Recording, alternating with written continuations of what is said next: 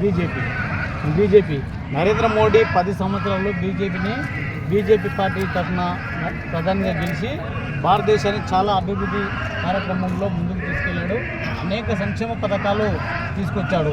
మళ్ళొక్కసారి BJP party గెలవబోతుంది. Narendra Modi మళ్ళీ ప్రధాని కాబోతూ ఉన్నాడు అని అంటున్నారు. ఈ గాంధీ కుటుంబానికి, కాంగ్రెస్ పార్టీ గాంధీ కుటుంబానికి వాళ్ళకు తగిన తెలివి లేదు.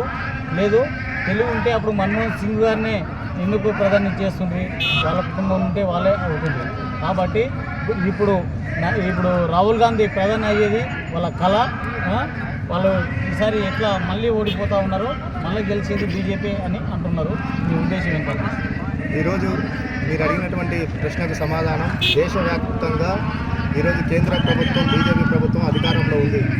అధికారంలో ఉన్నటువంటి బీజేపీ ప్రభుత్వం మతాల మీద, కులాల మీద రాజకీయాలు చేసింది తప్ప ఎక్కడ కూడా పేద ప్రజలకు ఒక సంక్షేమ పథకాలు అందించినటువంటి ప్రధానమంత్రి షోలు చేయడానికే పనికొచ్చాడు తప్ప వేరే దానికి ఎక్కడ పనిచేయలేదు.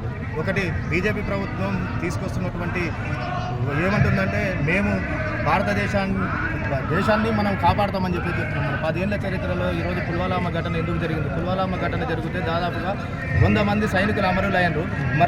మరి మీ అధికారంలో ఉన్నటువంటి మీ కేంద్ర ప్రభుత్వం అధికారంలో ఉన్నటువంటి రాష్ట్రాలే కదా పుల్వామా ఘటన జరిగింది. మరి దానికి ఎందుకు సమాధానం చెప్పలేకపోతున్నారు మోడీ గారు అని చెప్పేసి ప్రశ్నిస్తున్నారు. మళ్ళీ అంతమంది ఈరోజు సైనికులు దేశం కోసం ప్రాణాలు కాపాడాలనేటువంటి సైనికులు చనిపోతే ఏ ఒక్క కుటుంబానికి కూడా ఈరోజు నష్టపరిహారం అందించాలి అంటే నీకు దేశం మీద ఎంత ప్రేమ ఉందని చెప్పేసి మేము ప్రశ్నిస్తున్నాం. అదే ప్రేమ అనేది ఉంటే ఇంతమంది దేశవ్యాప్తంలో ఉన్నటువంటి 140 కోట్ల మంది ప్రజలకు ఈరోజు కేంద్ర ప్రభుత్వం అధికారంలోకి, బీజేపీ ప్రభుత్వం అధికారంలోకి వస్తే కాలాధనం లేక అన్నాడు, నల్లధనాన్ని తీసుకొస్తా అని చెప్పాడు. మళ్ళీ నల్లధనం ఎక్కడ పోయింది? 2 కోట్ల ఉద్యోగాలు ప్రతి సంవత్సరం ఏటాయిస్తా అని చెప్పేసి చెప్పినటువంటి ప్రధానమంత్రి గారు మళ్ళీ ఎక్కడ 2 కోట్ల ఉద్యోగాలు ఇచ్చారు, ఎక్కడ నిరుద్యోగులకు అవకాశం కల్పించారు అనేది కూడా చెప్పాల్సినటువంటి. ఈ రకంగా చెప్పుకుంటూ పోతే బీజేపీ ప్రభుత్వం మీద ఎన్నో వ్యతిరేక విధానాలు పనిచేస్తున్నాయి. కాబట్టి ఈరోజు ప్రజలందరూ కూడా తమ ఓటు ద్వారా ఈ యొక్క కేంద్రంలో ఉన్నటువంటి బీజేపీ ప్రభుత్వాన్ని గద్దెదించే ప్రయత్నంలోనే ఉన్నారు తప్ప ఎక్కడ కూడా మళ్ళీ బీజేపీ ప్రభుత్వానికి అధికారం ఇస్తే అన్నదమ్ముల్లా ఉన్నటువంటి ఈ భారతదేశంలో ఒకరికొకరు కొట్టుకొని సావండ్రా అని చెప్పి పద్ధతి అవలంబిస్తారు తప్ప హిందూ ముస్లిం ఈ మొన్నటి వరకు బాబ్రీ మసీద్ అని చెప్పేసి ఇప్పుడు జరిగినటువంటి సంఘటనను తెరమీదకి తీసుకొచ్చి దాని ద్వారా ఓటు దండుకున్నటువంటి మోడీ గారు మళ్ళీ బాబ్రీ మసీద్ అయిపోయింది. బాబ్రీ మసీద్ స్థానంలో ఈరోజు అయోధ్యలో రామ మందిరం కట్టిండ్రు. దాన్ని మేమందరం కూడా స్వాగతించాం. మళ్ళీ ఇప్పుడు స్వాగతించిన తర్వాత ఇప్పుడు ఈ రోజు మళ్ళీ ఎందుకు ఉన్నటువంటి సమస్య, జటిలమైన సమస్య పరిష్కారం జరిగినప్పుడు మళ్ళీ ఇప్పుడు కొత్త సమస్యలు తీసుకొచ్చి ఎందుకు చేయాల్సినటువంటి అవసరాలు ఉన్నాయి?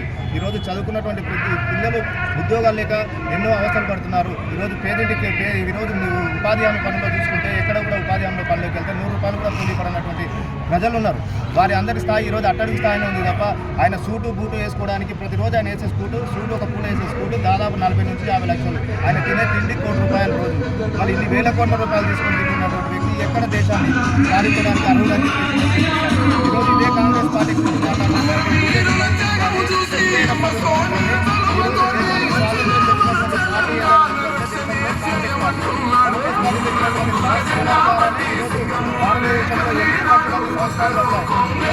రాహుల్ గాంధీ గారి కుటుంబం ఇందిరాగాంధీ గారిని చంపడానికి కారణం ఏంటంటే ఇందిరాగాంధీ గారి బుల్లెట్ బాడీలో దాదాపుగా 32 తూటాలు దించింది. దేనికోసం?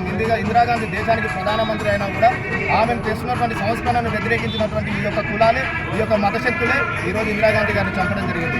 ఇదే మరి రాజీవ్ గాంధీ గారు కూడా ఆర్టికల్లో ఉన్నటువంటి రాజ్యాంగాన్ని మార్పు చేస్తామని చెప్పేసి చెప్పినటువంటి ప్రభుత్వం రాజ్యాంగాన్ని మార్చేది లేదని చెప్పేసి దానిపైన అడ్వాన్స్ చేసి రాజీవ్ గాంధీని కూడా బాంబు బ్లాస్ట్ చేసి తునాతునికలు చేసినటువంటి ఈ యొక్క దేశంలో అయితే మరి కాంగ్రెస్ పార్టీ ఎందుకు అర్హత కాదు రాహుల్ గాంధీకి? ఆ రోజు రాహుల్ గాంధీ కానీ సోనియా గాంధీ గారు కానీ ప్రధానమంత్రి అయ్యేటటువంటి అవకాశాలు ఉన్నా కూడా మాకు వద్దు పదవులు అని చెప్పేసి మన్మోహన్ సింగ్ గారికి ఇచ్చినటువంటి ఘనత ఇందిరాగాంధీ గారి కుటుంబానికి దక్కుతుంది. అది ఆలోచన చేయాలి. ఈరోజు ఇదే మేము ప్రశ్నిస్తున్నాం. మళ్ళీ ఇంతమంది మా ఒక కార్పొరేట్ సంస్థలను, ఆ తర్వాత మీడియా ఛానళ్లను మొత్తము ఏకం చేసుకుని ఎక్కడ కూడా జరుగుతున్నటువంటి అవినీతులు కానీ దానిపైన ప్రశ్నించే స్థాయికి తీసుకురాలి. మరి ఈరోజు దళితుల మీద దళితుల మహిళల మీద, చదువుతున్నటువంటి పేద విద్యార్థుల మీద యూపీ కానీ ఇతర రాష్ట్రాలు తీసుకుంటే దౌర్జన్యాలు జరుగుతుంటే నడి రోడ్ల మీద చంపుతున్నారు. మళ్ళీ దేశంలో కాపాడేటటువంటి వ్యక్తి మళ్ళీ దళితులు హిందువులు కాదా? ఈ భారతదేశంలో పుట్టిన ప్రతి ఒక్కరు భారతీయుడు కాదా? అంటే ఇక్కడ కుల వ్యవస్థను నిర్మూలించకుండా, కుల వ్యవస్థను అనేది తీసుకురాకుండా స్వచ్ఛందంగా నువ్వు పరిపాలిస్తుంటే నీకు ప్రజలు కూడా మబ్బం పెట్టేవాళ్ళు. ఈరోజు ఇప్పుడు నెక్స్ట్ 5 ఏళ్ళలో మళ్ళా బీజేపీ గెలిస్తే ఈ రిజర్వేషన్ అన్నిటి కూడా కనుమరుగైపోతాయని అంటూ ఉన్నారు. ఈరోజు రిజర్వేషన్లు మార్చే దప్పు కానీ సత్తా కానీ ఎవరికి లేదు. ఎందుకంటే రిజర్వేషన్ వాడు కల్పించినటువంటి హక్కు కాదు, భారత రాజ్యాంగం మనకు కల్పించినటువంటి హక్కు. డాక్టర్ బిఆర్ అంబేద్కర్ గారు ఈరోజు ఈ ప్రజల యొక్క ఆలోచన విధానాల గురించి ఆలోచన చేసే ఈరోజు మనకు భారత రాజ్యాంగంలో హక్కులు కల్పించింది. ఆ హక్కు కల్పించినందుకు ఈరోజు దేశంలో స్వేచ్ఛా స్వాతంత్రాలతోటి మనం అందరం బతుకుతున్నాం. లేకపోతే ఎప్పుడో ఎక్కడ ఇన్ని రోజులు కూడా మన ఈ దేశంలో ఇంత మంచిగా బతికేటోళ్ళం కాదు. ఎప్పుడో చంపేసేటవాళ్ళు పరాయి దేశస్తులు అని చెప్పేసి ముద్ర వేసి. అందుకే చెప్తున్నాం, ఈరోజు జరుగుతున్నటువంటి ఈ యొక్క బీజేపీ ప్రభుత్వం అవలంబిస్తున్న తీరు పట్లనే ప్రజలు వ్యతిరేకతతో ఉన్నారు. ఖచ్చితంగా బీజేపీ ప్రభుత్వాన్ని గద్దె దించుతున్నారు. ఈ యొక్క తెలంగాణలో కూడా ఈరోజు ఈ నాగర్కర్నూలు సెగ్మెంట్లో జరుగుతున్నటువంటి పార్లమెంట్ అభ్యర్థి మల్లు రవి గారు దాదాపుగా 1,00,000 నుంచి 2,00,000 ఓట్ల మెజార్టీతో గెలవబోతున్నారు. ప్రజలందరూ కూడా ఒక ఏకతాటి పైకి వచ్చారు. కాంగ్రెస్ పార్టీ అధికారంలోకి వస్తే పేదల పని ఇంటింటి ప్రచారం అంటే మేము గ్రామస్థాయి ప్రచారం చేశాము. ఈరోజు ప్రతి గ్రామంలో ప్రతి ఒక్కరి లోపల కూడా కాంగ్రెస్ పార్టీకి అందుబాటులో ఉన్నారు. ఎందుకు అంటే కాంగ్రెస్ పార్టీ చెప్పింది చేసింది. ఇప్పుడు మాట్లాడుతున్నారు, ఈరోజు కాంగ్రెస్ పార్టీ అధికారంలోకి వచ్చిన తెలంగాణలో ఎందుకు కాంగ్రెస్ పార్టీ 6 గ్యారెంటీలు అమలు చేయలేదని చెప్తుంది. 6 గ్యారెంటీలు అమలు చేయలేదని చెప్పేసి చెప్పడం తప్పు.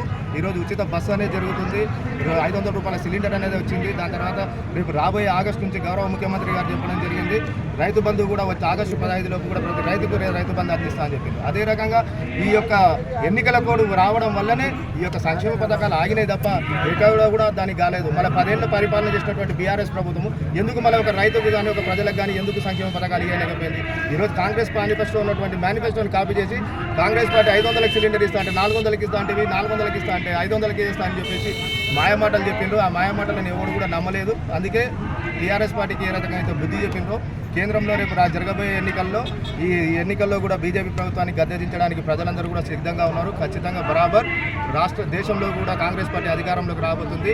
భావి ప్రధానిగా రాహుల్ గాంధీ గారు కూడా ఇండియా తరపు నుంచి ఉండబోతున్నారని చెప్పేసి తెలియజేస్తారు.